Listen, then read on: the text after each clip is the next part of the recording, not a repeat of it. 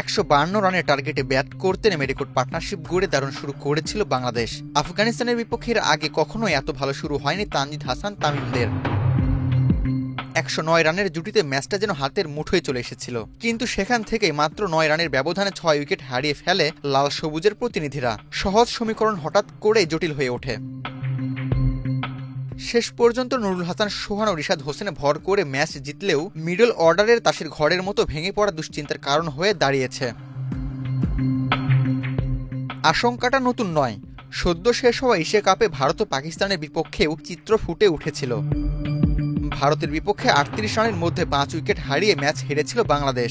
ঘটনার পরিবর্তন হয়নি পরের ম্যাচেও। পাকিস্তানের বিপক্ষে ফাইনালে ওঠার লড়াইয়েও 57 রানে 6 উইকেট হারিয়ে হোঁচট খায় দল। Gold's Gym across 30+ countries. With over 700+ locations worldwide. Train anywhere, belong everywhere. Middle অর্ডারের এই ভঙ্গুর অবস্থা কাটানো গেল না আফগানিস্তানের বিপক্ষেও। 109 রানের দারুণ উদ্বোধনে জুটি ভাঙতেই শুরু হলো ধস। মাত্র 9 রানের ব্যবধানে প্যাভিলিয়নে ফেরেন 6 জন ব্যাটার। ওপেনিংয়ের শক্ত ভিতের উপর দাঁড়াতেই পারেনি বাংলাদেশের মিডল অর্ডার। আর এই ধ্বংসযজ্ঞের নায়ক ছিলেন স্বাভাবিকভাবেই রশিদ খান। 6 উইকেটের মধ্যে 4টি তার শিকার। শুরুটা সাইফ হাসানকে ফিরিয়ে, এরপর একে একে ফেরান তানজিদ হাসান তামিম, জাকির আলী অনিক ও শামীম হোসেনকে। যেন চোখে আঙুল দিয়ে বাংলাদেশের মিডল অর্ডারের দুর্বলতা আরও স্পষ্ট করে দিলেন আফগান অধিনায়ক। রশিদ খান যেন বাংলাদেশ ক্রিকেটের জন্য এক নেমেসিস, পরিসংখ্যানও তাতে সায় দিচ্ছে।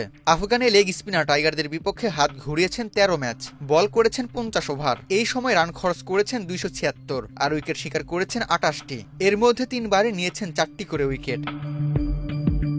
রশিদ খানের বিপক্ষে বাংলাদেশি ব্যাটারদের গড় মাত্র 10 আর ইকোনমি 5.52। সংখ্যা হোক বা মাঠের বাস্তবতা, দুটি একই গল্প বলছে। রশিদ খানের ঘূর্ণির সামনে বারবার ভেঙে পড়ছে বাংলাদেশের মিডল অর্ডার, যা দলের জন্য বড় দুশ্চিন্তার কারণ হয়ে দাঁড়াচ্ছে।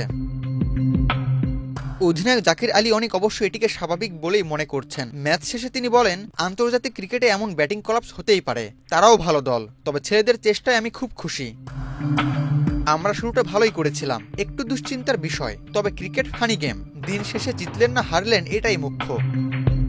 আবু তালহা, বাংলাদেশ প্রতিদিন।